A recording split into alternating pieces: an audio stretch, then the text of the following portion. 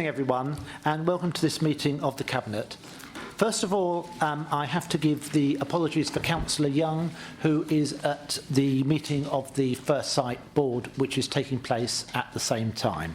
And I'm sure you appreciate why he's there, given the circumstances on that organisation. The action in the event of an emergency. There's no practice alarms planned for this evening. If the fire alarm sounds, evacuate the building by following the emergency exit signs and exiting the building. The assembly point is on the far side of the car park. The Council audio records all its public meetings, and these recordings are published on the Council's website.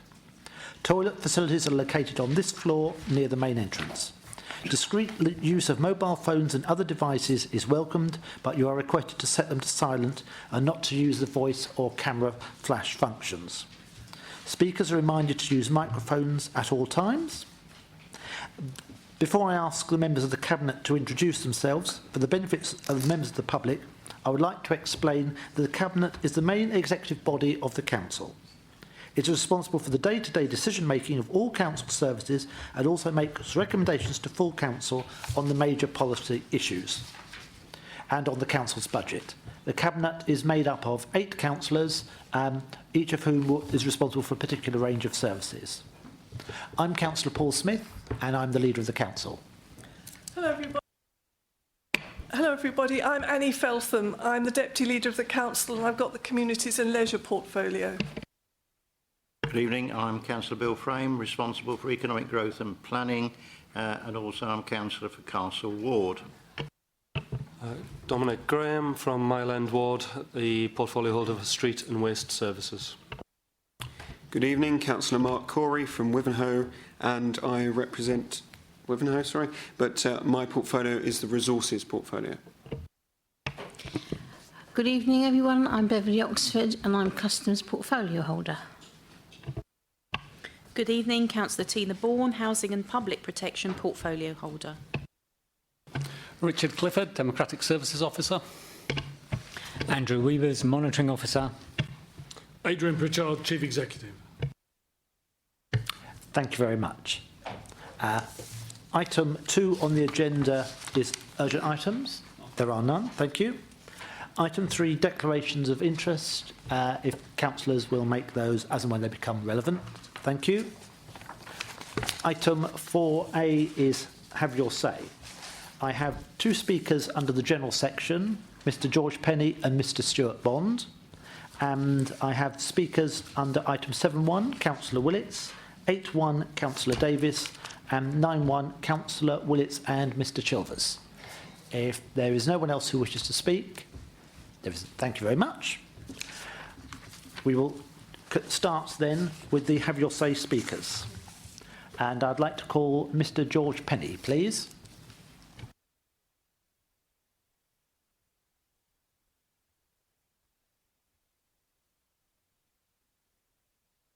Very much, Mr Penny. You will have 3 minutes. The bell will sound after 2 minutes, and at the end of 3 minutes I will ask you to draw your remarks to a conclusion. Thank you very much. Thank you. Hello everyone, my name is George Penny and I'm the Liberal Democrat candidate in the Dedham and Langham by-election. I'm here on behalf of anyone, regardless of party or constituency, who may feel worried for their safety as a result of the reckless cutting of the Essex Police budget. Every single person in this county deserves to feel safe. Safe from attack, theft and anything else that the criminals among us can come up with. Because of this, and the fact that this nation is no longer in dire financial straits, I find it both quite surprising and extremely disappointing that the budget of our police force is being cut again at the same time as senior Essex County councillors are voting themselves into a pay rise. These days, when we are hearing that cases are taking 114 days to investigate, it is nothing short of madness to further increase the workload of the remaining Essex Police staff by closing 15 front counters and reducing the number of PCSOs from 250 to just 60. As well as harming the morale of the remaining staff, all this will serve to do is make community members feel vulnerable and exposed. The Conservative Police and Crime Commissioner for Essex Police said Essex Police will do all it can to keep our county safe. But to that I ask, how can it when its budget is being cut with so little care for the consequences? I cannot imagine that there are any taxpayers that are happy with these cuts. People go out, work hard, and then see their vital public services cut to within an inch of their lives. It is unacceptable, and I will not stand for it. The effect that these cuts could have on rural areas like Dedham and Langham are potentially devastating. The County Council must look past its spreadsheets and consider the real human cost of their unreasonable plans. Whenever I speak to people, whether in a political capacity or just in general conversation, I hear the same thing time and time again, that they do not feel safe. Now, I'm not sure what it is about the Conservative-led Essex County Council. First, they make people feel insecure for their safety by switching off the streetlights in Colchester, and now they carelessly slash and hack away at the budget of our local police force. To many, it is seen as reprehensible that elected officials could seemingly put so little thought into the consequences of their actions, and I am one of the many.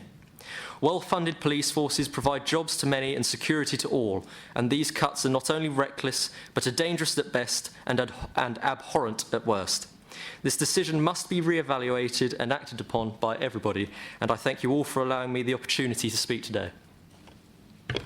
Thank you very much indeed, Mr Penny, for those comments, and thank you also for getting your timing perfect there. I think that seemed to be 3 minutes without a second wasted. Thank you very much indeed. I believe there is a motion along these lines going to the full council on next Wednesday, and I'm sure all councillors will have an opportunity there to express their views.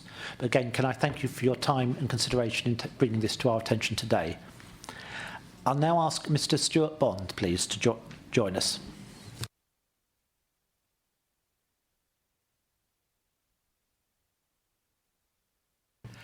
Good evening, Mr Bond. As you're aware, you have 3 minutes and the bell will sound after 2. Thank you, Mr Chairman. I'm here to talk about the Priory Street upgrading in conjunction with the traffic flow reversal. The upgrade of the car park is being presented as enabling greater access and presentation to the Roman Wall and Priory. We would point out that this cannot be achieved if traffic is reversed. Given the need for increased pedestrian safety at the western end of Priory Street, with people moving to and from the Wall and the Priory, in addition to shoppers, residents and worshippers, etc. On that basis, as well as the overwhelming safety issues to residents and visitors listed below, we call on CBC to publicly oppose reversal, as it will frustrate their policy vis-à-vis the access and presentation of our historic assets. In addition, we deplore the decision to conflate car park improvement and traffic flow reversal at the same event. But now that the Council has done this, we will state our case for the Council to support our stance against traffic flow reversal. Our main concerns regarding a traffic flow reversal in Priory Street are danger and health risks to children attending St Thomas More's Primary School on the street, danger and risks to worshippers attending St James the Less Church and St Botolph's Church, and those attending the mosque at the western end of the street. Risk to elderly residents, including many of those in the Dell, which is a sheltered accommodation off of Priory Street, some of whom have limited mobility. Risk to pedestrians and wheelchair users due to overcrowding of single, narrow and sole pavement on the street between car park with disabled parking and Queen Street. The same serious risk exists at the East Hill end of the street, with a narrow pavement and only on one side of the street. Risks to all of the above and to residents in view of the fact that there is very little usable pavement on one side of the street.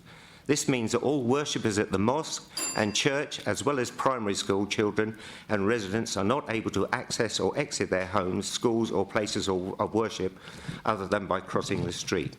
The school children will be crossing during the times when there is high volume of traffic in the rush hour. Current lack of significant through traffic makes this just about sustainable. Any increase in quantity or speed of traffic will certainly entail serious risk of life. At the moment, the majority of vehicles using Priory Street are at the end of their journey and they are slowing down. If the traffic is reversed, vehicles will be using the street as part of their journey to go somewhere else, work or home, and the speed of the vehicles will increase. With extra traffic, there will be an increase in car fumes, queues for existing for the exiting of the street often number over 20 cars, especially in the afternoon rush, starting at a time when the primary school children leave for the day. Added traffic will increase the numbers queuing and add to the pollution and danger. We would point out... No problem. Thank you very much, Mr Bond. You're very welcome. The bell just beat you, but I think we fully hear your views, and I look forward to meeting you and some of your colleagues who I believe had been invited to one of my leader listen sessions by some of your ward councillors. So I'm sure I will hear the rest of your comments then. Thank you very much. Sorry, Councillor Frame, do you wish to make a comment on that? Yeah, Mr Bond obviously makes some very powerful points about the situation in Priory Street, and as ward councillor I obviously have been working with the residents to try and build up a campaign to oppose the traffic reversal. The problem is we haven't seen any plans yet from Essex County Council. We are due to see them shortly. So it's really not been well handled, I don't think, from their point of view, that we're in the dark until they shine a light on the plans, and we feel that we're a bit behind it at the moment. I think we'd have liked the plans up front a bit more so that they could be seen. It's unfortunate that we got mixed up with the proposals from Colchester Borough Council, obviously, to open up the walls. And I know the residents are concerned that there is confusion, could be confusion, between the two events. So I think we're going to have to wait and see what comes out of the plans that Essex propose, and then we can really know what we're talking about when we see them. Thank you very much. Councillor Graham. Thank you, Chair. And thank you for those comments, Mr Bond. We've met before and discussed this at length, as you're aware. Again, I was echoing what Councillor Frames just said. We haven't seen the plans for the reversal. We haven't seen any evidence in support of it. We haven't seen any studies or surveys that have been done. If that continues, it makes a decision whether to oppose it very, very easily. Obviously, we would hope to see the plans very shortly. That is in the pipeline.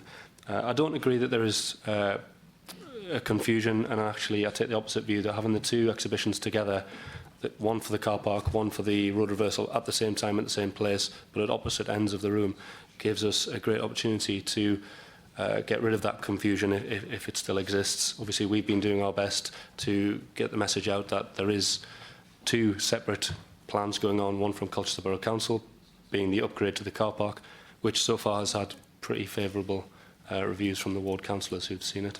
And I'm actually quite looking forward to presenting that, because I think that will get some very good reviews. And I'm very pleased about that, and we have the opportunity to say this is Essex's baby in terms of the reverse of the street, and hopefully that will remove any confusion that there might be. Thank you very much indeed, Mr Bond. Thank you for bringing this matter to our attention. Moving on to item 5. Colleagues, can I ask you to confirm that the records of the minutes of the meeting of the 2nd of September are correct? Agreed. Thank you. Item 6, call-in procedure. There are no items under the call-in procedure. Thank you. Item 7.1, Leisure World Culture Strategy and Business Plan. We have a presentation on this, so what I propose to do is to take the presentation first, and then to allow Councillor Willits to speak on this matter, as he's indicated, and then the portfolio holder. Thank you.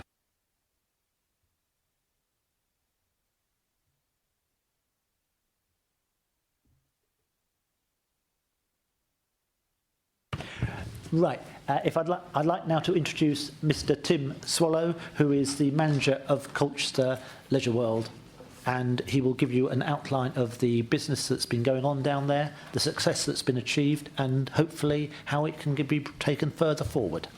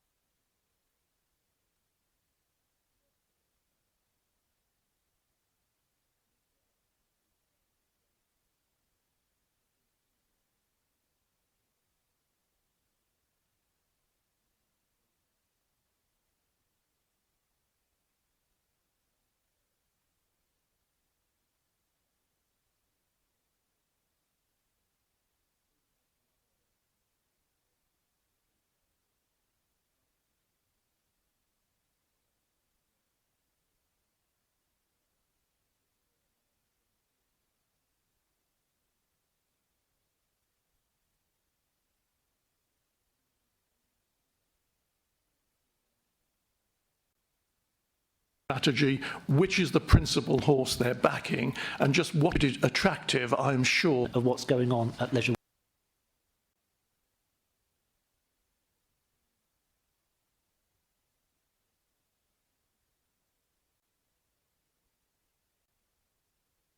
The decision you're making this evening is whether some £1.5 million should be invested in Leisure World. We all know it as a well-liked and well-used facility, and clearly the presentation has just reinforced the position that this is a centre which the people of Colchester hold dear to their hearts. They enjoy using it. They turn up in large numbers. But as was intimated in the presentation, the centre is looking a bit tired in places, and certainly there needs to be a plan as to what should happen to it. Now, of course, one of the great omissions from the presentation was the financial position of Leisure World. And normally one would have based an investment decision on just how well or just how poorly a facility was performing. But because of your policy of secrecy and claiming that this is a competitive, well, you describe it as a crowded and competitive marketplace on paragraph 4.3, I'm not allowed to mention the financial performance, and therefore we have to argue the case for £1.5 million investment, devoid of knowing just how well this particular asset is operating. That apart, to keep it attractive, I'm sure that the sums mentioned of £1.5 million will be needed, and I think they're probably just the start of what commitment this council will have to put in if it wishes to maintain Leisure World as a first-rate facility for the people of the borough. Where I have greater problems, Leader, is not in regard to the specific strategy for Leisure World and whether it is worthy of receiving the £1.5 million of unbudgeted capital expenditure, but it is the overall strategy which may well impinge on the effectiveness of such a large decision, because it would appear that the council is backing at least two horses. On one hand, it's trying to operate its own Leisure World facility, and we have also heard from the press recently that the council is also backing or certainly giving significant support to what will probably be competing facilities in the Northern Gateway, and we cannot be sure exactly what the level of competition will be from that area until the plans develop further.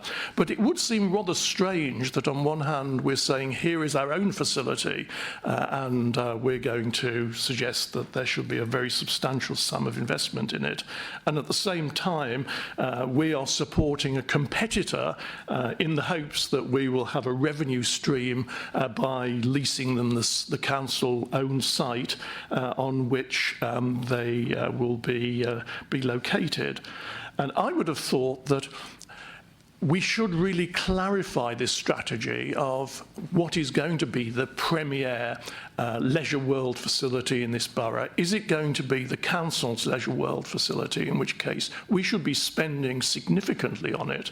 Or are we really saying to the private sector, come along and form competition, stiff competition, so stiff that we can't even mention many of the issues that surround the financing of this project, because it would provide our competitors with very significant information that would allow them to hone their competition against us. So I would say yes, 1.5 million is needed, even more is needed to keep Leisure World going. But first of all, the Cabinet should get off the fence and decide whether it is principally supporting Leisure World or whether it is supporting new facilities in the Northern Gateway, which could well wreck Leisure World if they are successful, but of course give a revenue stream because we own the land, and we will be getting lease money from those facilities. So it's a fine idea. In a perfect world, we should go ahead and make this investment, but I think it should be contingent on clarifying just what is the council strategy, which is the principal horse they're backing, and just what do they want to happen in regard to leisure in the borough. That seems ill-defined at the moment, and I think it should be better defined in terms of a strategy paper for leisure, which clearly explains these issues. Thank you, Leader. Thank you, Councillor Willits. I noticed you made comment about the financial position of this proposition. That actually is discussed at item 13 in closed session. You are most welcome to not only stay for that, but also speak on that matter if you wish. You haven't indicated yet, but if you'd like to speak in the closed session, as any other councillor would be entitled to do, I'd be very happy to add your name to it, and then you could have all the information that you could possibly want on that subject. But I'll allow you to think on that for the time being. Councillor Felton. Thanks, Leader. Right. Well, this particular member of the Cabinet is not known for sitting on the fence, so I'll reassure Councillor Willits on that to start with. I think I'll respond to his comments before I say what I was going to say, which is actually quite brief anyway. And we do have an overall strategy. That was we wrote that with the help of some consultants. That was finished months ago. What I'd invite him to do, I think, is actually to get to understand this market a little better. Now, this market, at one hand, you will have something which is at the budget end, and at the other hand, you will have something which is at the luxury end. That's quite a wide market, and that's what it is. And one of the things that we've been actually really quite successful at is understanding what the market is and positioning ourselves appropriately. So yes, you're absolutely right. Some of the financial detail here is not for the open session because it is commercially sensitive. That's not secret. That's normal business practice, as I'm sure you understand. But nonetheless, when we're looking at this market, we absolutely understand who our competitors are, and our competitors are not the people who are at the luxury end who might be opening up in Northern Gateway, and in the same way they're not at the budget end. One of the great successes, so I really object to this idea, sorry, but I must say this first, that we haven't thought this through. Of course we've thought this through, because Leisure World sits centrally within our plans for the leisure services as a facility, and also for the community, for the residents across the borough. And we know very well where we sit in this market and what our offer is. I was pleased that you recognise that it does need 1.5 million investment. Just to reassure people in the room today, we had one of our very early fundamental service reviews on Leisure World, which I inherited when I took over this portfolio, and that was accompanied with a 1.6 million investment, and we have met those financial targets, and we've met those the visit targets as well. So I would like to reassure people that as far as we're concerned, this is a safe thought and reliable proposal for investment. What we're looking, let me now discuss briefly what we're looking for today. We're going to be making two decisions. One is to approve the strategy in the business plan, which, let me remind everybody, has already been to Trading Board. And in the papers, you'll find the note from Trading Board. And in addition, we are looking to approve the funding proposal subject to the recommendations in section 9. And I really want to stress that from my perspective, we're achieving two things here. The first thing we're achieving is having as Tim has shown, a regionally approved and recognised facility, which is financially sustainable. And on the other hand, we are providing a facility which, with its over 1 million footfall annually, is something for the residents, so that it meets also, within our own strategic plan, our objectives for a thriving community, something which residents can enjoy. And we're looking, we have, from how Tim has explained it, an offer that is for the benefit of the whole family. And so I think, yes, we do need to put investment in. Yes, it is to raise the quality of some of the services, but also to improve the ongoing offer that we provide for the borough. Thank you very much. Councillor Corrie. Thank you, Leader. I think it's absolutely clear. We are supporting our leisure services 100%. We are putting in a substantial amount of investment. In some places it's needed, and in some places it's going forward beyond the offer we have already. And that investment is already having award-winning results. So we're clearly backing our local services. And from Tim's presentation, which was really useful, thank you, Tim, really helpful, it showed the attitude that we have, which is to be more commercial, to offer a really decent service, which people are taking up in their droves, but also to back our community. And I was really impressed to hear the local networks that we support through Active Essex and the clubs that we support to get funding, but also that we support the younger, the older, the disabled, the military and the students. Those people are not supported by any other sort of leisure organisation in the way that we do it. So we're really supporting our residents and supporting our leisure services.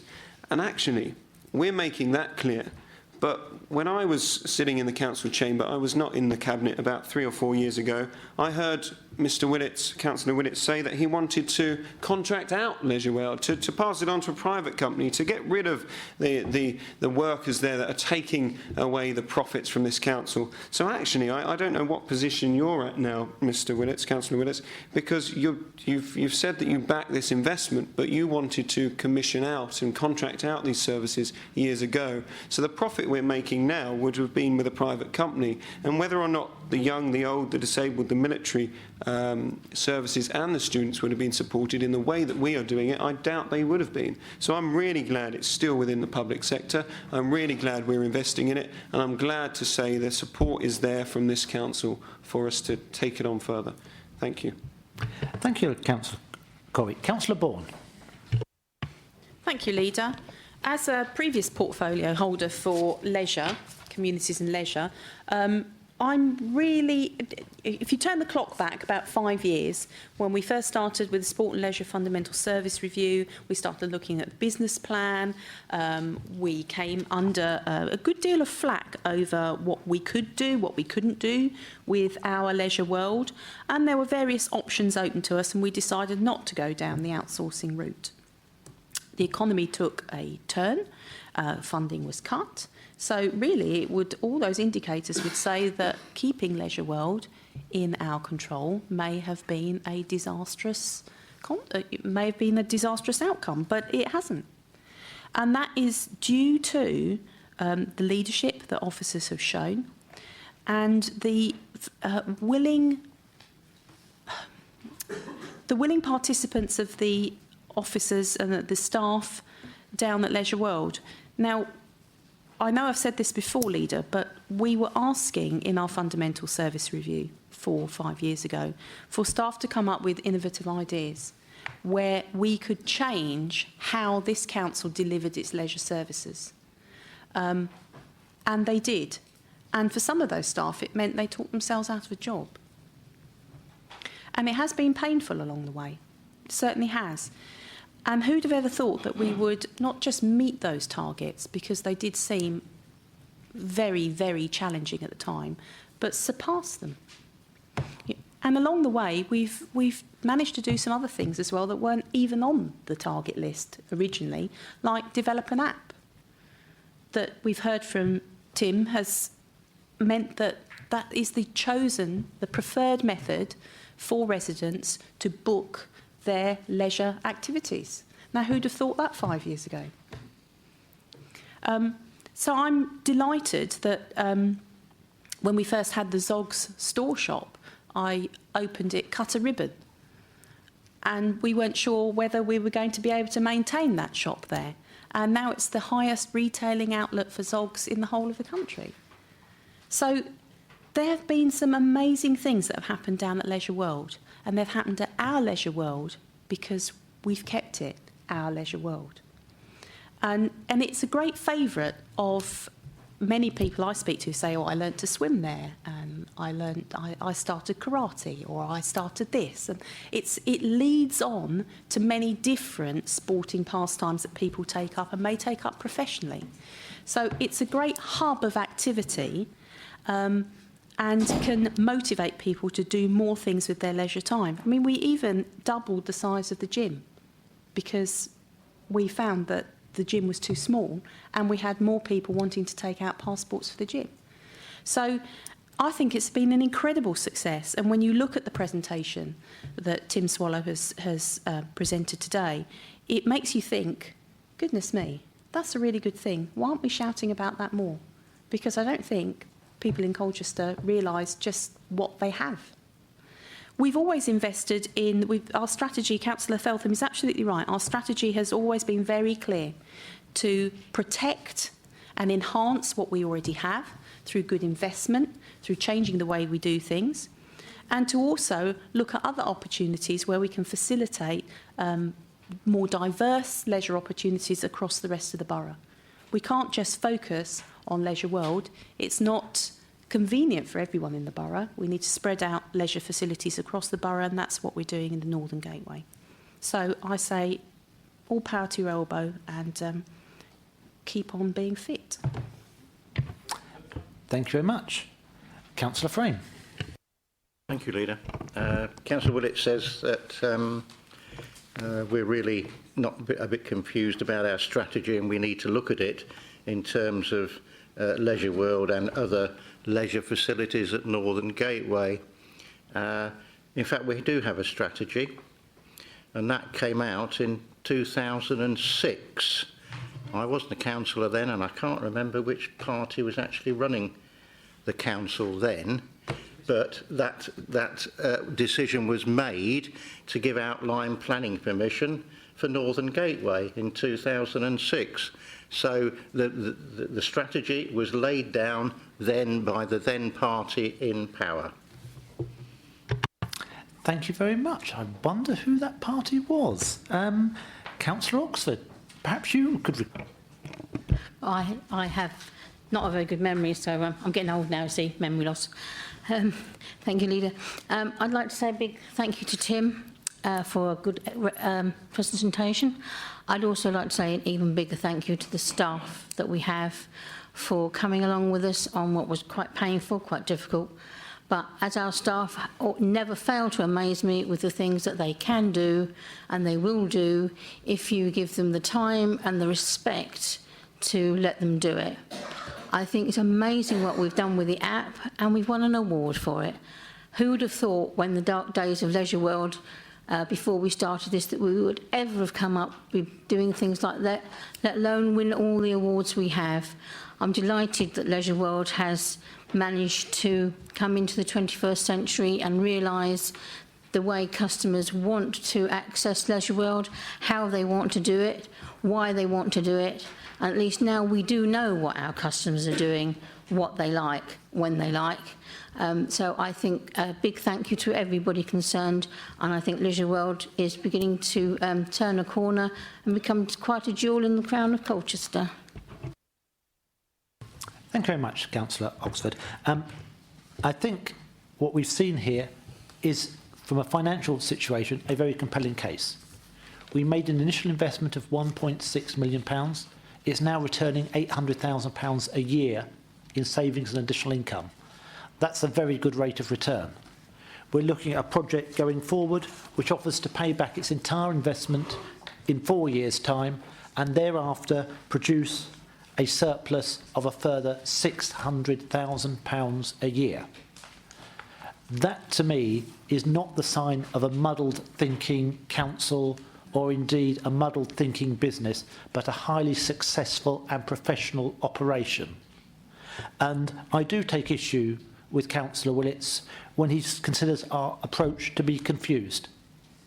if we are achieving these successes and this sort of financial return on a confused approach, what would we do if we followed his logic? And indeed, his logic is very difficult to understand, because I think he was arguing that we should operate as a monopolistic supplier. We should stifle all competition in Colchester that competes with any council facility. That doesn't, to me, sound very free market. Indeed, it sounds sort of authoritarian and, dare I say, socialist or maybe even communist, that we should have one state-controlled thing offering no choice. And I'm not quite sure that's exactly what his party is meant to be supporting. So I'm very confused there, and I'm also confused about this idea that somehow the council should never compete with the private sector. Well, we do it in lots of things. We do it in car parking. We do it with the crematorium. We do it in many other areas on trade waste. So, councillors, I really do think that we have a strong, successful business here.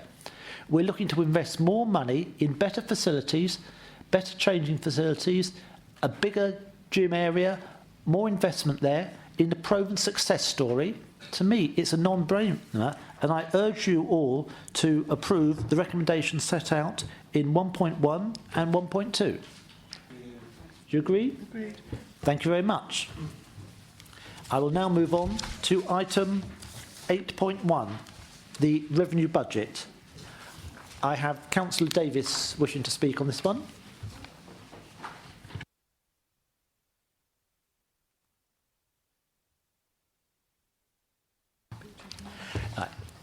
You know the rules.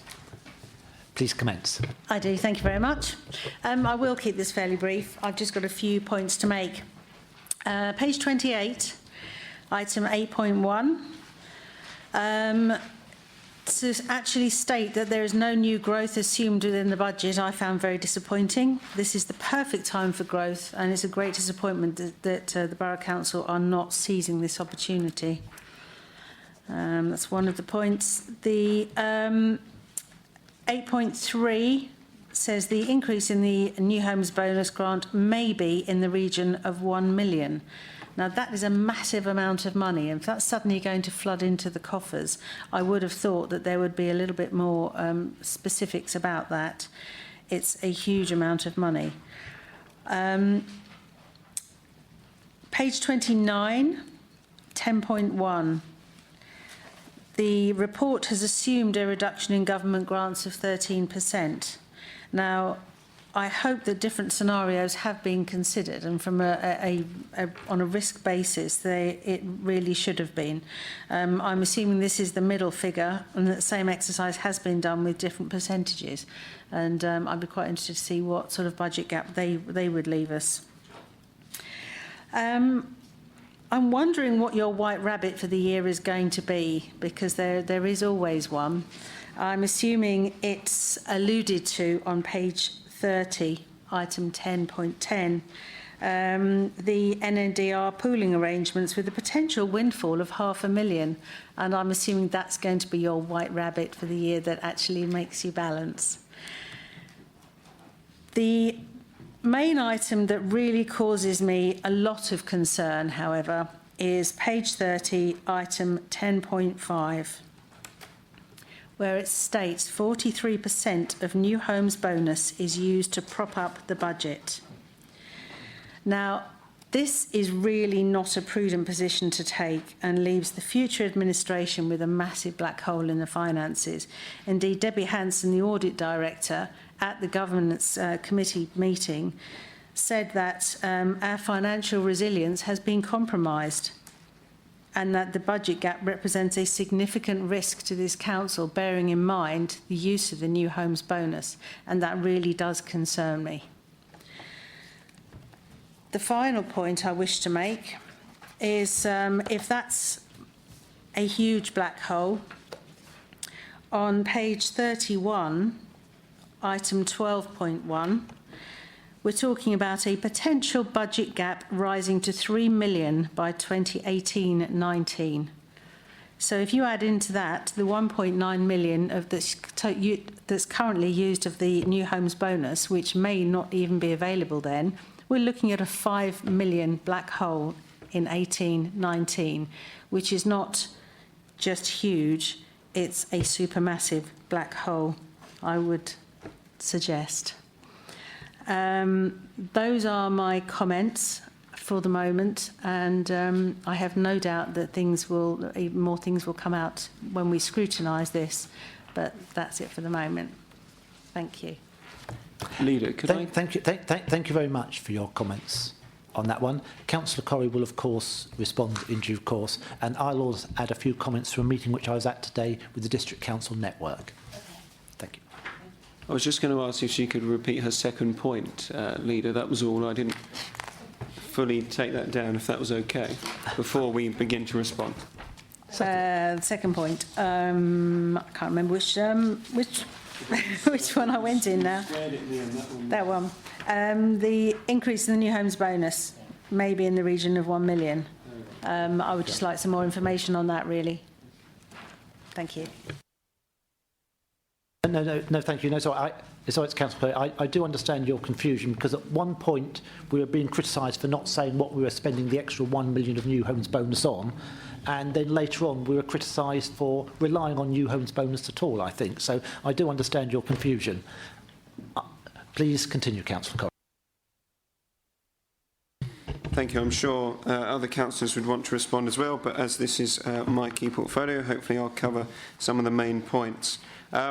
First of all, just to say, we do have a budget gap at the moment of £355,000, and we are looking to reduce that to get a balanced budget, hopefully, as we continue to look at the outturn review from last year. We are under significant pressure. Some of those pressures, I would now try and answer Councillor Davis's points, but some of those pressures come from the national government and government cuts that are coming down the line. A lot of what I have to say is dependent upon those cuts and how severe they are and the changes that may happen within the next spending review. Just to tackle some of the points, point by point, with the new homes bonus, actually we're taking a prudent approach going forward and aiming to reduce the new homes bonus contributions into the base budget year on year. We feel that's the right thing to do. Obviously we have used it in many ways to help support the budget, but actually most of those have been one-off contributions to projects. One project going forward, which will benefit many in the borough, is investing in our creative sector and supporting the bid for the Mercury to have a better facility. Quite a large amount of money is coming from the new homes bonus to support the refurbishment of the Mercury site. So hopefully that will be something that will help this borough grow with its creative industries. So we are using the new homes bonus at times, but we're using it for one-off projects so that we are not reliant upon it in a revenue dimension. That is something that I agree with Councillor Davis is not productive for the future. So we are not going to use it for that reason. We are reducing the percentage year on year that goes into the base budget. In terms of the white rabbit, no, the business rates, that's not a white rabbit. Instead, the government's leaving us in a bit of a magic position at the moment because it's not announcing how it's going to change the rules with the business rates, and our very able officers are trying to ascertain from government what their new strategy will be. We're currently making a good surplus from the business rate pool, and the Chancellor, Mr Osborne, has suggested that we're going to get more business rates coming in, which will be fantastic because there's a town open to business, and with businesses doing well, we will profit from that. But at the moment, we have budgeted the amount that is stated for business rates, and we're not assuming anything higher than that. That would not be prudent either. Going forward, I'm just trying to look at some of the other key issues. We are actually investing in our services. For example, we're investing within our waste service to ensure that with the growing population in Colchester that we have had, that we ensure that we are providing the best service. So money is going into providing a new route for our waste services. Also, the SOS bus, which has been a brilliant asset to our town centre, is getting money coming from us too. What I do want to go back to is saying that we are currently forecasting a gap, but we do believe that through our outturn review, which is looking at our spending year on year and seeing where we can make efficiencies and see where we have over-predicted, and therefore this year, for example, we have had a small underspend. We're looking at where we can close those underspends. So actually, I believe that by the end of this year, we will be forecasting a balanced budget for Colchester, which is sustainable going forward and is relying less on new homes bonus. It's investing in the town, and to be honest, Leader, I think that's probably as much as I can give on this right now. Back to you, thanks. Thank you very much, yes. I must admit, I was very interested that Councillor Davis seemed to be implying that her Conservative government was going to renege on its promise of giving councillors 6 years funding of new homes bonus. Because if that is what the government is going to do, it's going to break an undertaking it's given to local government, that's going to cause a great deal of problems for all manner of councils, not just this one. And indeed, it was very interesting that talking to other councils at the District Council Network meeting, which I was at earlier today, indeed a government minister there, they were voicing their concerns to the minister about the uncertainty that's being caused by the government's actions or inactions on some of these issues. Because as a council, we actually have a very strong financial record. We were the administration that inherited the black hole left by the previous administration, with our reserves below the prudent level, with an unfunded capital programme. This administration has been very careful in not spending money it hasn't got. That is why, Councillor Davis, we've not made any growth assumptions, because until we know what money's coming in, we're not going to spend it, because that is prudent. To do otherwise gets in the ludicrous situation that we were left in as the proud owners of 2 football grounds in Colchester when we took over this administration, because the previous administration had failed to sell one at the top of the housing market because they thought things would get better and make more money. I do think that is very strange. To give you another example of how prudent we are, on 10.10, the business rates pooling, we have allocated absolutely nothing to the current year's budget because we're not sure how much money will come out. We could have taken the assumption that we would get £500,000. It's actually not due to be paid out to us until round about the summer 2016. We've not allocated that money because we've not got it. Because as a prudent council, we do not create black holes, we do not spend money that we have not got. But what we cannot be responsible for is the capricious actions of a government that may or may not change its whole system of funding.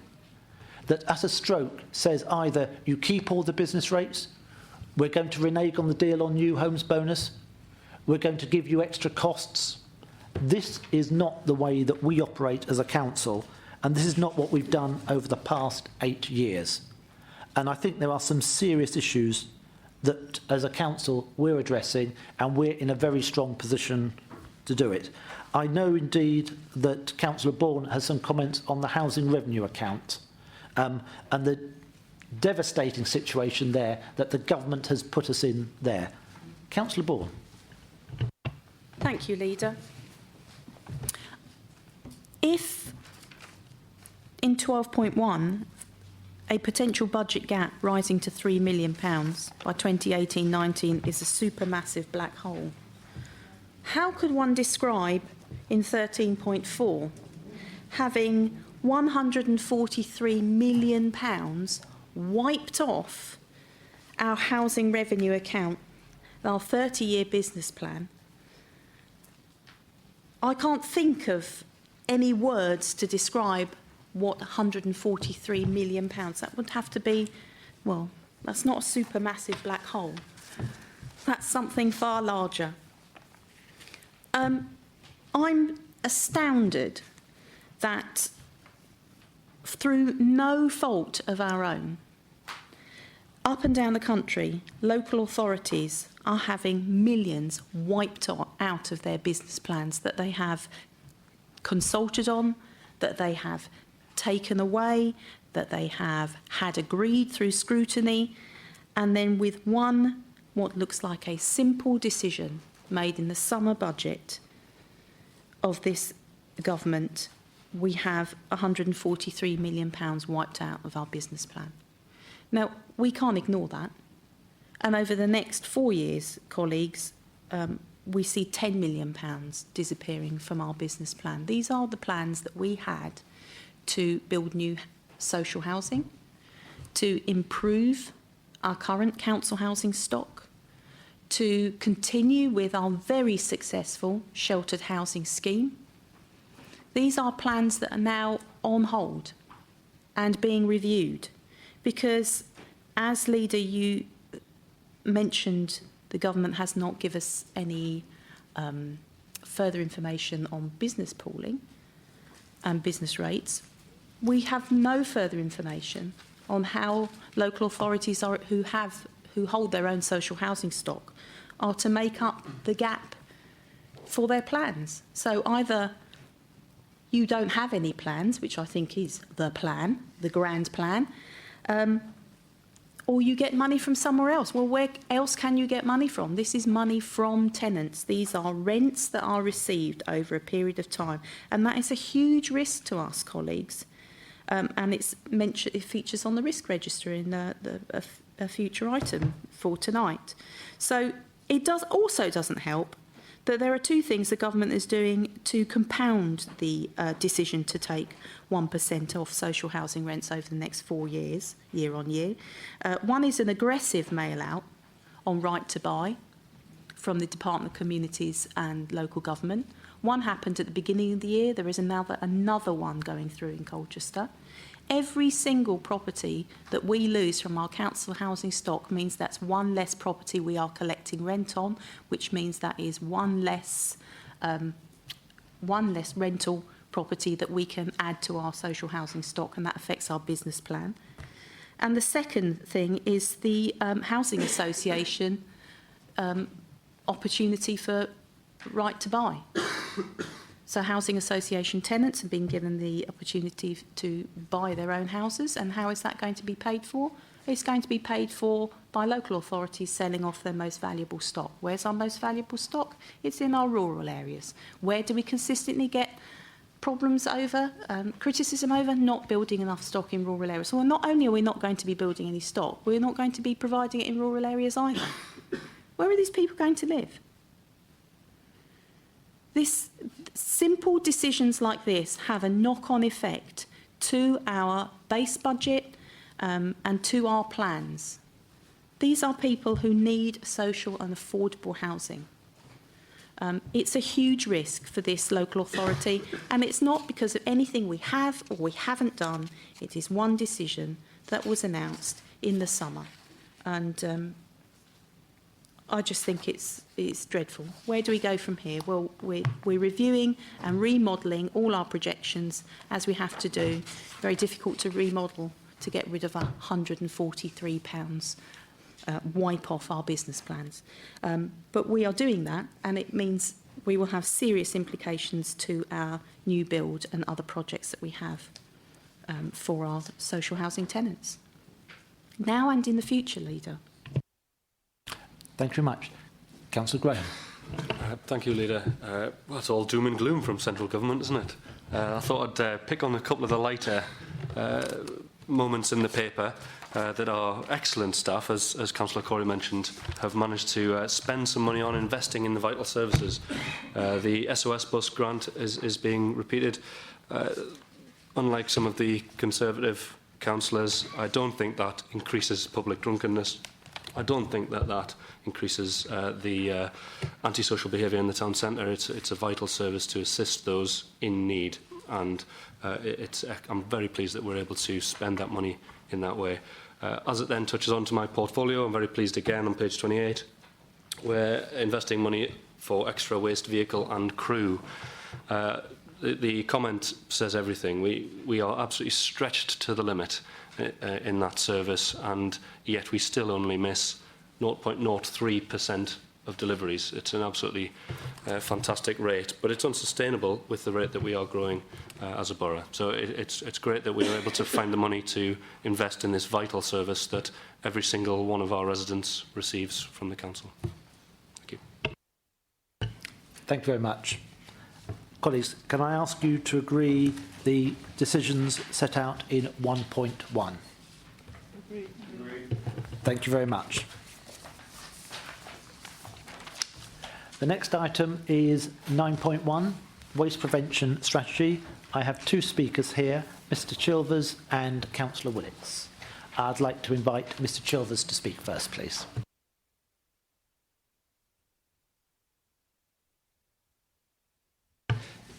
Good evening, Mr Chilvers.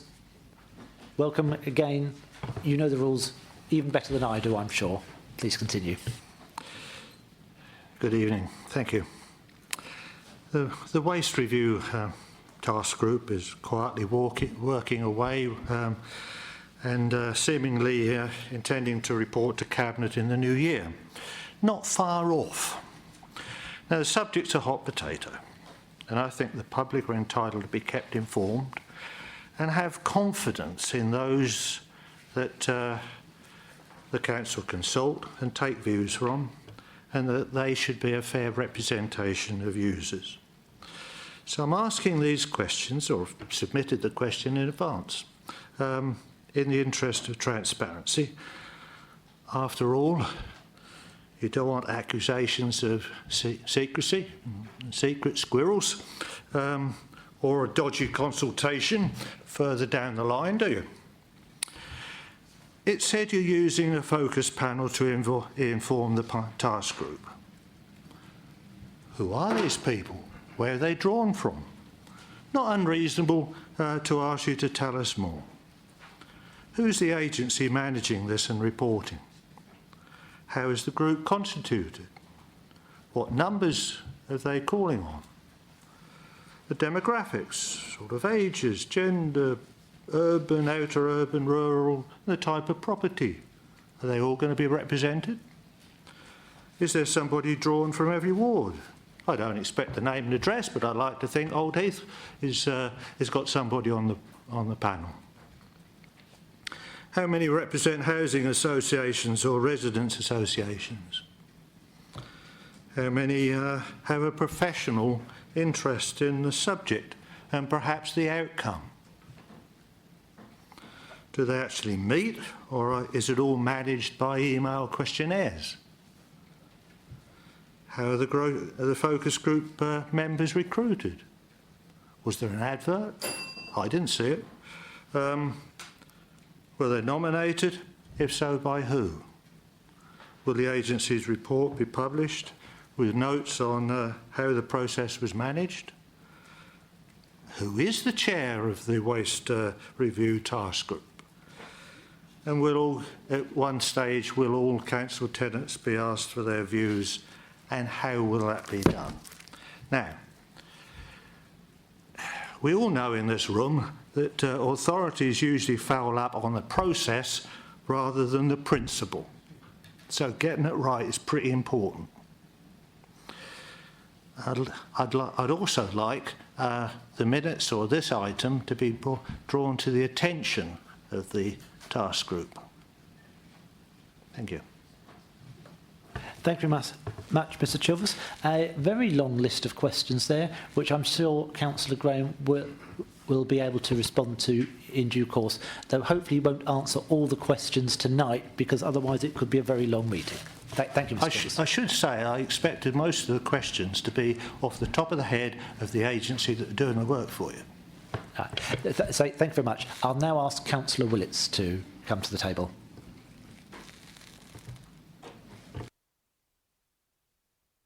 Councillor Graham will then respond to all the questions in one go.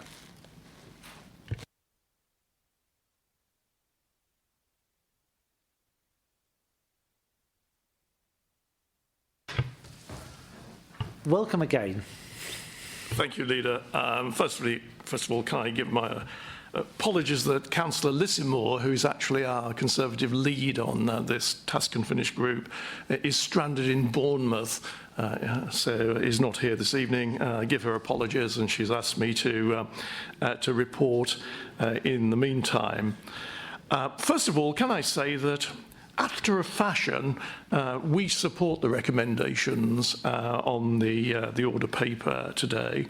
And the reason we support abeyance of the task and finish group on waste and recycling is that it became quite clear to us that the administration's waste strategy is in total disarray.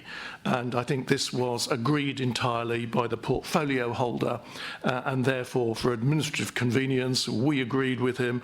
No political divide, it was a common sense decision. And if we look at what happened, and in fact to answer some of the questions that were just put, an organisation called QA Research carried out some focus group work. And thank you, Councillors. I think the questions were addressed to Councillor Graham, so it's only fair to allow him to answer them rather than you. Well, it's part of my presentation as to the what happened with QA Research, and I'm not going to answer the questions about what QA were charged to do and who they asked and how many people they interviewed, although I would indicate it was about 1,000. Certainly Councillor Graham must have the opportunity to go through all that nitty-gritty. I just want to stay with the overall strategy, if that's okay, Leader. And part of the overall strategy was that, and I won't mention the name of the firm if that's privileged information for which Councillor Graham must tell the public. This secret firm, who Councillor Graham is going to tell us about, had a focus group with a secret number of people, which Councillor Graham is going to tell us about. And what they used was a questionnaire which had been agreed by the task and finish group, and which was driven by the Liberal Democrat policy of where they wanted to go, or where they thought they wanted to go on the strategy. And it was really based on three main planks. The questions were seeking to find out whether there was public acceptability to wheelie bins, whether there was public acceptability to charging for garden waste, and public acceptability for moving away from a weekly collection. And the secret firm that did the research reported back to the task and finish group, and clearly these 1,000 people, so the X number of people, they had listened to the questionnaire which outlined the Liberal Democrat policy, and their answer, I mustn't do that because it doesn't actually pick up on the microphones. But clearly the public were horrified by the ideas which were being put forward, even to the extent that Councillor Graham had to leap into action, as he does from time to time, and give a public undertaking that although the matter of charging for garden waste was one of the three fundamental points of his then strategy, he was withdrawing it altogether because he didn't want to be done to death in the high street by irate Colchester gardeners who expected their waste to be taken away for nothing. So the three principal planks in the strategy all fell as a result of the research that had been done and was presented to the focus group. The strategy was in shambles. It was quite clear from the focus group work that there was overwhelming opposition to the Liberal Democrat proposals, and therefore Councillor Graham took the very sensible view, because he is quite a sensible chap, Leader, that the only thing he could do would be to stop the work of the task and finish group. rethink the strategy, come up with something which the people of Colchester were happy with, and presumably doesn't entail wheelie bins, doesn't entail charging for garden waste, and doesn't entail moving from a weekly collection, and come back at some stage, present a revised, refined strategy which the public were likely to accept, and then it was at his gift as to whether the task and finish group then recommences its work to assist him in implementing whatever the new strategy will be when we learn of it in January, which is getting a bit close to the elections to make another horrific gaffe like he did on the first occasion. So we think that given the circumstances that surround this particular decision, it is only sensible for Councillor Graham to stop the work of the task group as is set out in the recommendations, to go away and think long and hard about what services the people of Colchester actually want and not try and inflict something that they don't want upon them, and then meet together in January and see whether the task and finish group should continue. It was a sensible decision on his part, and we suggest we go along and suspend the task and finish group for the time being. Thank you, Leader. Thank you, Councillor. I'm so glad you agreed with us, because I'd hate to have thought how long you'd have spent talking about if you disagreed with us. I should also point out that I think Willits World is coming back again. It's Conservative-run tendering council that charges people for collecting green waste, not this administration. Councillor Graham. Thank you, Leader. Yeah, Councillor Willits, never one for using one word when 1,000 will do. I think you were saying this is what happens in a consultation. We ask the residents what they want, and then we deliver it. And then you said, yes, we agree with it. So, I mean, if that's what you're saying, great. Thank you for that. I don't really want to say any more about that. In that case, if he's agreeing with us, seems a bit daft. Mr. Chilvers, thank you very much for the courtesy of sending me the questions in advance. It's a shame that my councillor colleagues don't have the same courtesy to other members. Councillor Willits has obviously mentioned some of the answers already. There's a company called QA Research, which is in the report. It's not a secret company. They looked at 1,000 people. There was a number of focus groups. They were put together by QA Research. The reason is that we didn't want to duplicate the work by overseeing and micromanaging a company that we'd asked to do the job. We specifically asked them to look at every single demographic across the whole of the borough. I don't know specifically the postcodes of everybody who took part, but I'm assured that all of the boroughs were represented, all the wards within the borough were represented. This is a genuine consultation. This is a genuine asking the public what they want. This isn't a we want wheelie bins, we want to pay for garden waste. That's not the case. That isn't, those two examples, that is not the case in particular. We want to know what people want to do with waste. Do they want to send it off to China? Do they want to burn it in a ditch? Do they want it picked up weekly, fortnightly, or every month, as some councils are doing? We are asking these questions to find out what people want, and at the same time we're doing research into how we can improve recycling rates and lower the amount of waste going to landfill, and also to try to increase the quality of the recycling whilst still having an excellent service provided to the council that we are getting from our officers so far. The consultation is coming back to the general public. I've said that on a number of occasions. I'll repeat it again now. There's a timetable in the paper which we hope it will go to. The strategy will, we hope, go to scrutiny in, if I remind myself, December. It will come back to Cabinet for approval, subject to the work being done in January. It will then go to full council in February. Then there's no reason why it won't go back to the general public. The questionnaires that were going to go out to the public on the website, etc., may need to be tweaked, but that's not to say they won't go out. It is fully my intention to send out those consultation questionnaires to everybody in the borough to have their say.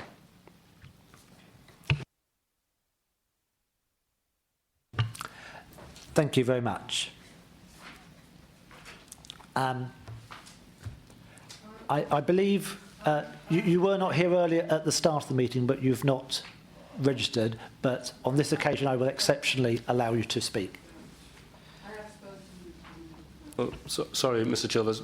Councillor Scott here is the chair of the Task and Finish Waste Group. I forgot to mention that earlier. No bit of information. Communication.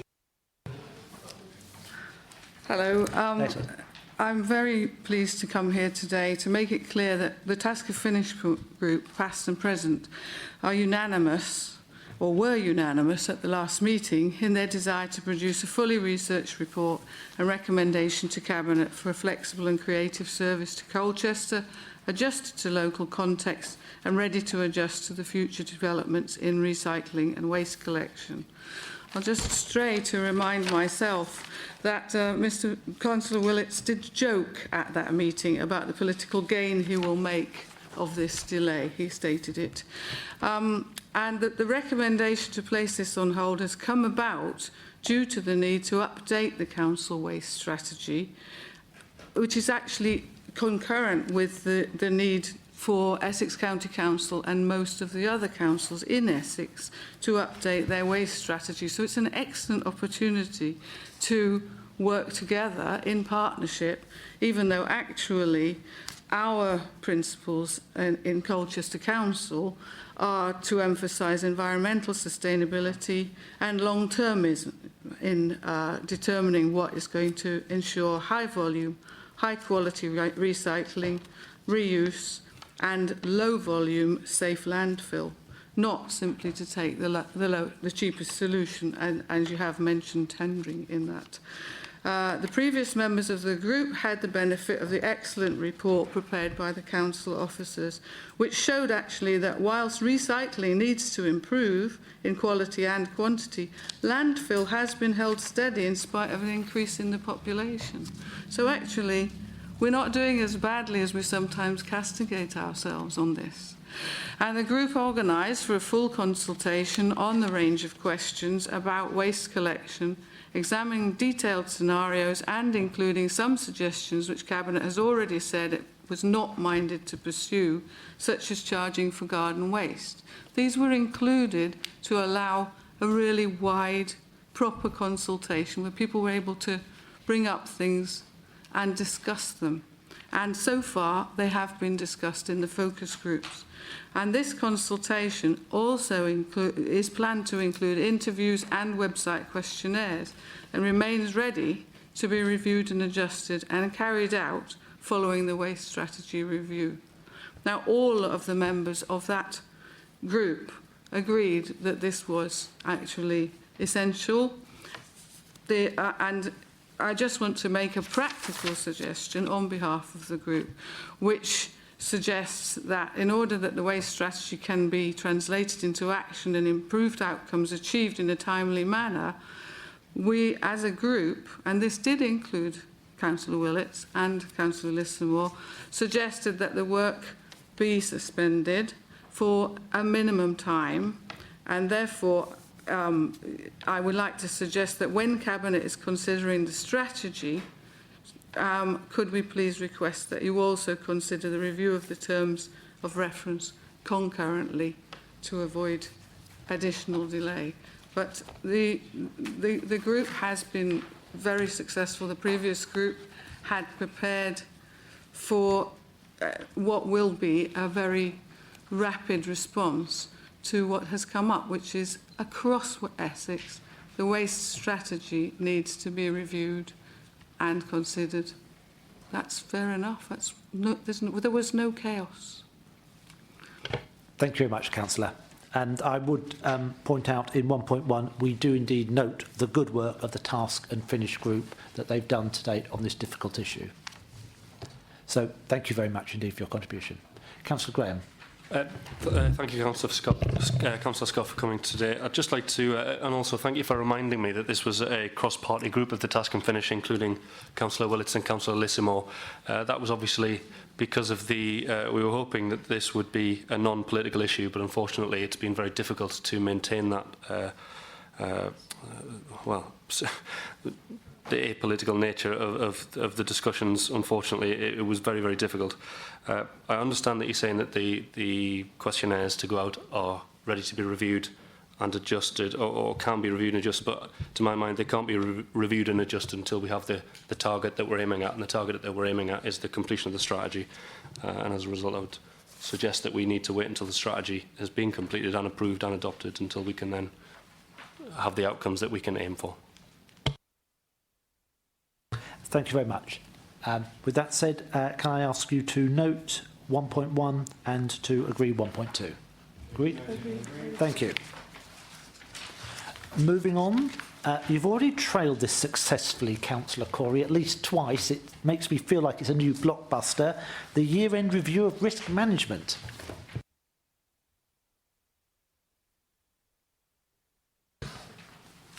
Thank you. Let me just get to the correct page. There's not too much to say on this, and I can hand over to Mr. Weavers to give any more information on this report. It is to note the risk management work that we've undertaken over the last year, and to note the risk register that we have going forward, and also to understand our strategy for the coming year. First of all, I'd like to say that it has been to the Governance Committee. The Governance Committee have passed it on to us to approve this evening. We do have to be very careful coming forward. As I mentioned before, and I'm not making this political, but the economy and the cuts to public spending are a significant risk. We do have to take that into account. That is a risk that is going to increase in this year and going forward. We have to look at that because it is going to impact all our services, not just a niche. It covers a wide range. The cuts are to many different services, as well as to welfare and other direct contributions to our residents. So the good thing is we've been classed as having good systems currently, and we possess sort of control and good monitoring of these risks. So we've done that effectively in the past, so I believe we are going to do that effectively in the future. I'm just going to go to point 8. In point 8, it just says that we have to note what we're doing going forward with our risk register, and also to comment on the performance from last year as well. Is there anything you want to add to that, Mr. Weavers? Thank you much indeed. I do note there has been a significant increase in risk in one of the items, item 6C, which is the inability to deliver the budget strategy as planned, arising from changes to government funding or decisions and the general impact of the economic climate. I think in light of the comments that Councillor Davis has made today on new homes bonus in particular, that is indeed a very valid and sensible suggestion, that indeed those risks have massively increased since the government has made its series of announcements that it's not quite sure what it's going to do with our finances, but it wants to look at them again. So I fully concur with that. Yes, Mark. Thank you, Leader. Yeah, just to point out 4D as well, it's a similar comment, and it also relates to the fact that we aren't getting clear decisions from central government. So we are actually doing very well as a borough council to mitigate the effects of delays in announcements from government, and we're actually doing well to generate income, because we need to do that as a local council, because we can't guarantee that funds from central government are coming. We can't guarantee when they're coming either. So the old model is out, and the new model is we are more commercially minded in order to support our residents as best as possible. And those risks are mounting, but we are getting better at mitigating those risks. Thank you very much. And we've already heard from Councillor Bourne as to exactly how bad some of those risks could be in respect of the housing revenue account. Can I ask you to note 1.1 and 1.2 and approve 1.3? Thank you. Next item is also yours, Councillor Corrie. Thank you. This is even more exciting. This one is to ask for you as a Cabinet to delegate to me the authority to appoint a contractor for the Council's internal audit service. Now, we've had to internally audit for the last 4 or 5 years due to changes in central government, and due to timescales involved, I'm hoping that you will pass the authority delegated to me in order to carry out the decision making so that we do not miss deadlines. That's really what this is all about, and we will ensure that the tender process is done concurrently with all the rules that apply to us. Thank you. Thank you. That seems to have been put so well that none of the Cabinet colleagues have anything to add to that one, I believe. Can I ask you to approve the recommendation 1.1? Thank you so much. 11.1 is the petitions and public statements, which I ask you to note. We then move on to item 12. Councillor Feltham. This is item 12, the exclusion of the public. In accordance with section 100A4 of the Local Government Act 1972, and in accordance with the Local Authorities Executive Arrangements, Meetings and Access to Information England Regulations 2012, to exclude the public, including the press, from the meeting, so that any items containing exempt information, for example, personal, financial or legal advice in Part B of this agenda, printed on yellow paper, can be decided. Exempt information is defined in section 1001 and schedule 12A of the Local Government Act 1972. Thank you very much.